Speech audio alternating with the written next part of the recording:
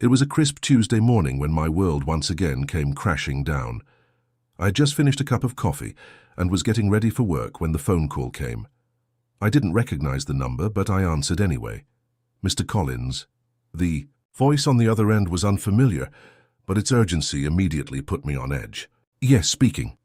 This is Officer Michaels from the local police department. I'm afraid I have some bad news. We've received reports of a possible kidnapping. Your ex-wife, Vanessa, has taken your daughter, Lily, and fled the state. I froze. My heart stopped. It felt like a knife had been driven into my chest. What? What do you mean? I stammered, trying to keep my composure. She left early this morning. The neighbor said she saw Vanessa packing up her car, and they noticed she was with a man, someone who is not her current partner. We believe they're on their way out of town. We have a description of the vehicle, and we're doing what we can to track them. My mind raced as the officer continued speaking, but the words blurred. Vanessa had taken my daughter. How was this possible? Lily had lived with me ever since the divorce. I had custody, and I had made sure to be the best father I could possibly be. How could she just take her? After the call ended, I stood there, shaking. Vanessa and I had been divorced for 2 years, but I'd always tried to maintain a cordial relationship for Lily's sake. We had shared custody, though I had the majority of the time and she would see Lily on weekends. But there had been tensions, small things that had built up over the months. Vanessa had started dating someone, a man named Richard. At first I was happy for her, thinking she was moving on, but recently something felt off. She was distant, and I could tell she wasn't being completely honest with me about where she was going or who she was with.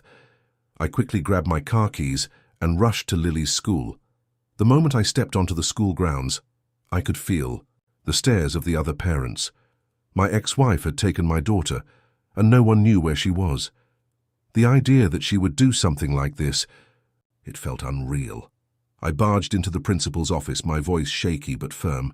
Has anyone heard from Lily today? The principal, a kindly woman in her 50s, looked up from her desk, concern spreading across her face. James, I'm so sorry. We haven't heard anything from her mother.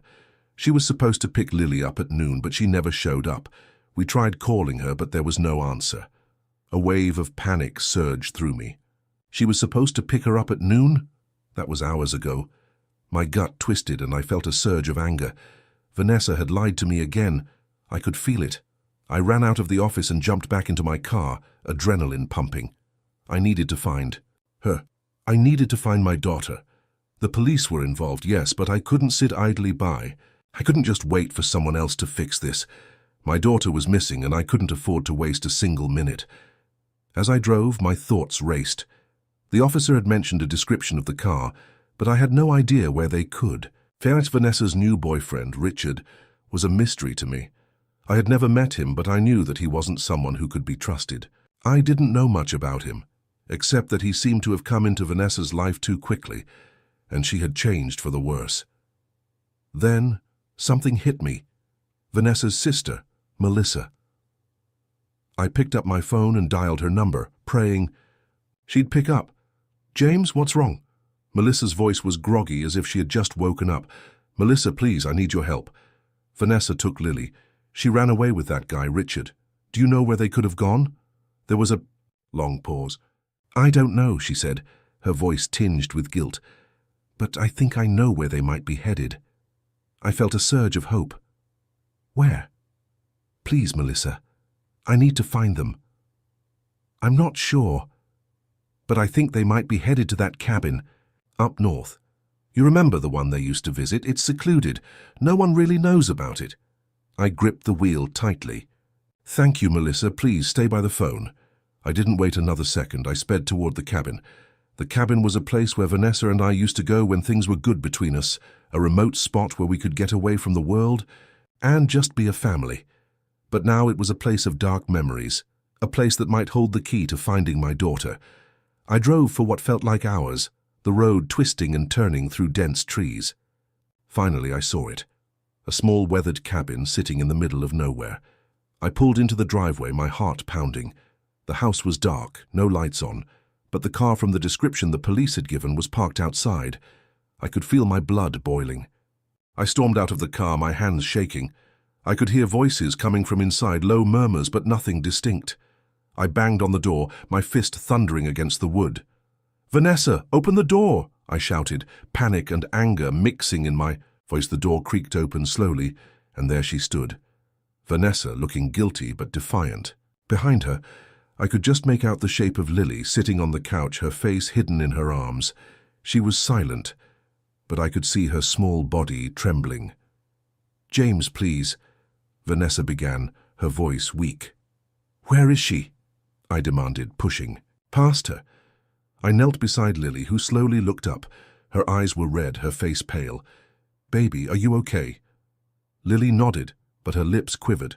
"Mom said we were going on a trip. I didn't want to go, Daddy. I wanted to stay with you." My heart shattered.